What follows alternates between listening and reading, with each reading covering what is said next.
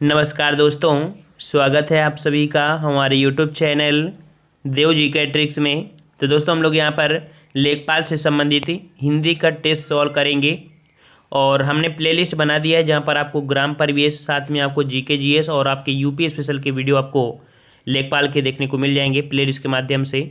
अगर आप नए हैं तो चैनल को सब्सक्राइब भी कर लीजिए और तैयारी बिल्कुल अपनी स्टार्ट कर दीजिए। चलिए, यहाँ पर आपका प्रश्न दिया गया है हिंदी में, इनमें से कौन सा शब्द अग्नि का पर्यायवाची नहीं है? अग्नि का पर्यायवाची नहीं है। चलिए 26 का जवाब दीजिए।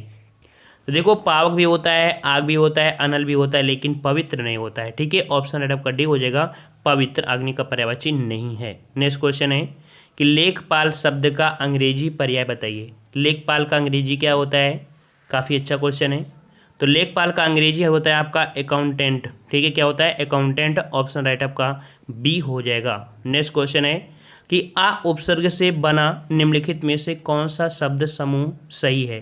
चलिए बताइए, किस में से आपका आ उपसर्ग से आपके बने सभी आपके यहाँ पर शब्द होने चाहिए? तो 28 का ऑप्शन राइट आपका जवाब हो जाएगा। यहाँ पर बिल्कुल सही जवाब है ऑप्शन राइट आपका बी, आजन्म, आमरण, आगमन और आकर्षण। यहाँ सभी में आपका आ उपसर्ग आपका लगा हुआ है। ठीक है ना, देखो आ और ये। ठीक है, अगला है पर्यावरण शब्द में कितने उपसर्ग हैं? चलिए जवाब दीजिए, पर्यावरण। तो यहाँ पर देखो, इसे अगर हम तोड़ते हैं तो बनेगा परिधन आवरण। तो आपका तो परि हो गया, साथ में आपका आ हो गया। देखो, परिधन आवरण, आवरण।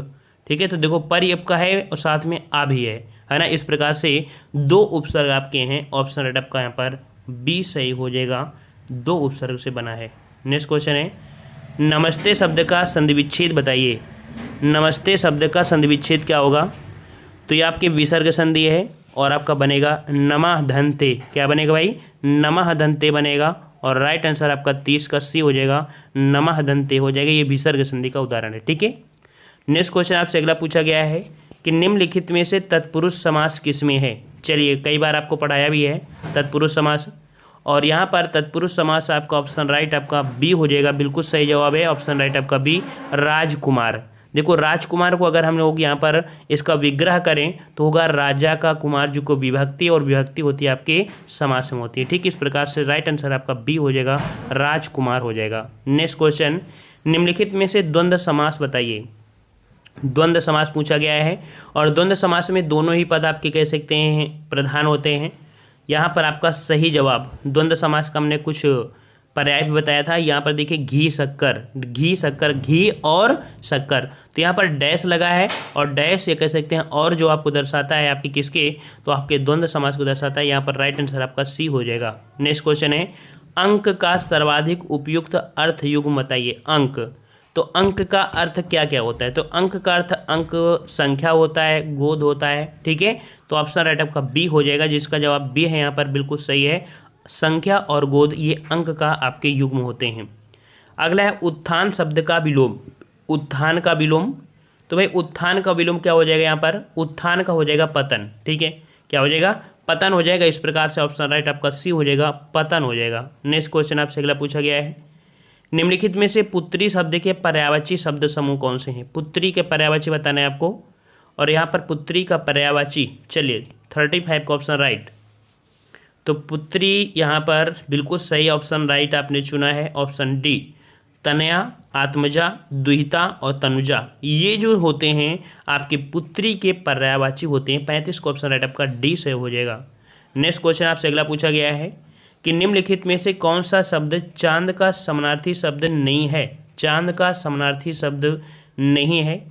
चलिए 36 का जवाब दीजिए, और यहाँ पर आपका 36 का ऑप्शन राइट आपका हो जाएगा आदित्य। ए नंबर आपका हो जाएगा यहाँ पर आदित्य। ठीक है, क्योंकि आदित्य होता है सूर्य का पर्यायवाची। ठीक है, सूर्य का पर्यायवाची। अदर यहाँ पर जो आपके हैं वो आपके चंद्रमा अर्थात चांद के पर्यायवाची हो जाएंगे। ठीक है, नेक्स्ट क्वेश्चन, सब कुछ जानने वाला के लिए उपयुक्त एक शब्द बताइए। जो सब कुछ जानता है उसके लिए हम लोग क्या बोलेंगे? सब कुछ जानने वाले के लिए हम लोग प्रयोग क्या करते हैं भाई? तो 37 का ऑप्शन राइट आपका जवाब हो जाएगा सर्वज्ञ, अर्थात ऑप्शन राइट आपका जवाब हो जाएगा बी नंबर, सर्वज्ञ। सब कुछ जानने वाले को क्या बोलते हैं? सर्वज्ञ बोलते हैं। ठीक है, अगला क्वेश्चन दिया है कि निम्नलिखित वाक्यों में सही पदक्रम किसका होगा? चलिए यहाँ पर आपको जवाब दिए हैं, चारों ऑप्शन पढ़ना पड़ेगा तभी आपको समझ में आएगा। सही पदक्रम आपको कौन सा हो जाएगा यहाँ पर, तो यहाँ पर देखिए देश महात्मा गांधी का सदा आभारी रहेगा। जवाब हो जाएगा ऑप्शन बी, देश महात्मा गांधी का सदा आभारी रहेगा, ये आपका हो जाएगा। ठीक है, अच्छा पहला देख लो, महात्मा गांधी का देश सदा, ऐसा नहीं होगा, महात्मा गांधी का देश नहीं बोलेंगे, देश पूरा पूरा देश एक है ना, तो देश महात्मा गांधी का सदा आभारी रहेगा, ऑप्शन राइट आपका बी हो जाएगा। अगला क्वेश्चन है, निम्नलिखित में से कौन सा वाक्य शुद्ध है। चलिए यहाँ पर चारों ऑप्शन पढ़ लीजिए, कौन सा वाक्य आपका शुद्ध है।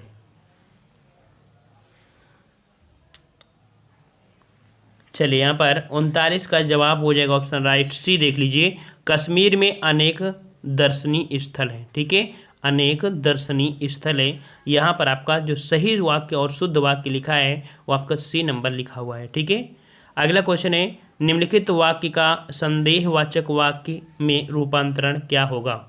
संदेहवाचक में रूपांतरण आपको बताना है। यहाँ पर दिया मनीषा 10वीं में पढ़ती है, ये तो बिल्कुल शुद्ध है, लेकिन इसका संदेहवाचक बना दीजिए। इसका संदेह क्या हो जाएगा कि मनीषा 10वीं में पढ़ती होगी, है ना, होगी शब्द आपका क्या लग गया, यहाँ पर अनिश्चय बता रहा है, तो यहाँ पर ऑप्शन राइट आपका बी हो जाएगा। ठीक है, चलिए नेक्स्ट क्वेश्चन है कि निम्नलिखित मुहावरे का अर्थ बताइए। चलिए यहाँ पर मुहावरा बताना है, सिर से पानी गुजर जाना, सिर से पानी गुजर जाना अर्थात बिल्कुल सही जवाब आ रहे हैं। यहाँ पर 41 का ऑप्शन राइट आपका जवाब हो जाएगा सी, आपके सहनशीलता की सीमा टूट जाना। ठीक है, सहनशीलता की सीमा टूट जाना, ऑप्शन राइट आपका सी हो जाएगा। अगला है, निम्नलिखित के लिए उपयुक्त मुहावरा क्या होगा। मुहावरा पूछा गया है, मुसीबत देखकर घबरा जाना, मुसीबत देखकर घबरा जाना, तो भाई मुसीबत देखकर घबरा जाना मतलब हो जाएगा नानी याद आ जाना। ठीक है, नानी याद आना, ऑप्शन राइट आपका डी हो जाएगा, नानी याद आना। ठीक है, ये आपका हो जाएगा मुहावरा। ठीक है, चलिए अगला क्वेश्चन है, सर्वनाम कितने प्रकार के होते हैं। बहुत बार आपको पढ़ाया है, सर्वनाम कितने प्रकार के होते हैं। बिल्कुल सही जवाब है, सर्वनाम आपके कितने हो जाएंगे, यहाँ पर सर्वनाम आपके 6 प्रकार के होते हैं। ठीक है, 6 प्रकार होते हैं, ऑप्शन राइट आपका बी हो जाएगा, 6 प्रकार के होते हैं। ठीक है ना, चलिए नेक्स्ट क्वेश्चन है कि हिंदी में वचन कितने होते हैं। सभी क्वेश्चन आपके पूछे गए हैं, अभी जूनियर सिस्टम में क्वेश्चन पूछे गए थे लगभग। हिंदी आप देख सकते हैं कि सभी एग्जाम में पूछी जाने वाली हिंदी भी है। तो हिंदी में वचन कितने होते हैं भाई, 44 का ऑप्शन राइट बिल्कुल सही जवाब है, ऑप्शन राइट आपका यहाँ पर ए हो जाएगा। वचन 2 होते हैं, काफ़ी लोग वचन 3 लगा देते हैं, एक वचन मध्य ऐसे बोलते हैं ना, लेकिन याद रखना हिंदी में वचन आपके 2 होते हैं, एक वचन और बहुवचन होता है। ठीक है, द्विवचन आपके ये सब नहीं होता, ये आपके संस्कृत में होते हैं। ठीक है ना, काफ़ी बच्चों ने गलती किया था इस प्रश्न में। चलिए नेक्स्ट क्वेश्चन आपका अगला है कि राजभाषा किसे कहते हैं। ये क्वेश्चन आपका बार बार मिल रहा है, रिपीट हो रहा है और रट जाना चाहिए सबको। राजभाषा किसे कहते हैं, तो राजभाषा याद रखिए जिसका प्रयोग सरकारी कामकाज में होता है उसे हम लोग राजभाषा कहते हैं।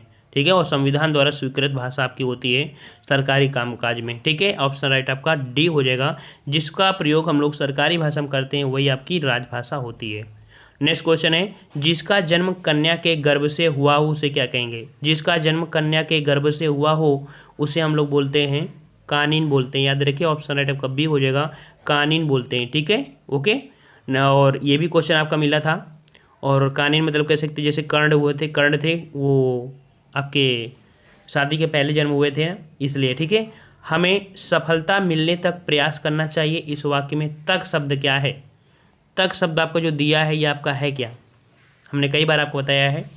तो तक आपका यहाँ पर कह सकते हैं एक अव्यय होता है, और यहाँ जो अव्यय है वो आपके संबंध बोधक का कार्य कर रहा है। ठीक है, तो ऑप्शन राइट आपका सी हो जाएगा, संबंध बोधक अव्यय है। ठीक है, अगला है, इंद्रियों को जीतने वाले के लिए एक शब्द बताइए। इंद्रियों को जो जीतता है, तो इंद्रियों को जीतने वाले को हम लोग क्या बोल देते हैं, जितेंद्रिय बोलते हैं। क्या बोलते हैं, जितेंद्रिय। ऑप्शन राइट आपका डी हो जाएगा, जितेंद्रिय। ठीक है, अगला क्वेश्चन है, अतिवृष्टि का विलोम बताइए। अतिवृष्टि, तो अतिवृष्टि यहाँ पर आपका सही जवाब क्या हो जाएगा, अतिवृष्टि का विलोम हो जाएगा अनावृष्टि। ठीक है, ऑप्शन राइट आपका सी हो जाएगा, अनावृष्टि मतलब ज़्यादा बारिश होना और ज़्यादा बारिश न होना। ठीक है, अगला क्वेश्चन है कि मैं यह काम अपने आप ही कर लूँगा। यहाँ पर बताइए किस प्रकार का सर्वनाम है। मैं यह काम अपने आप ही कर लूँगा, यहाँ पर आपको बताना है किस प्रकार का आपका सर्वनाम है।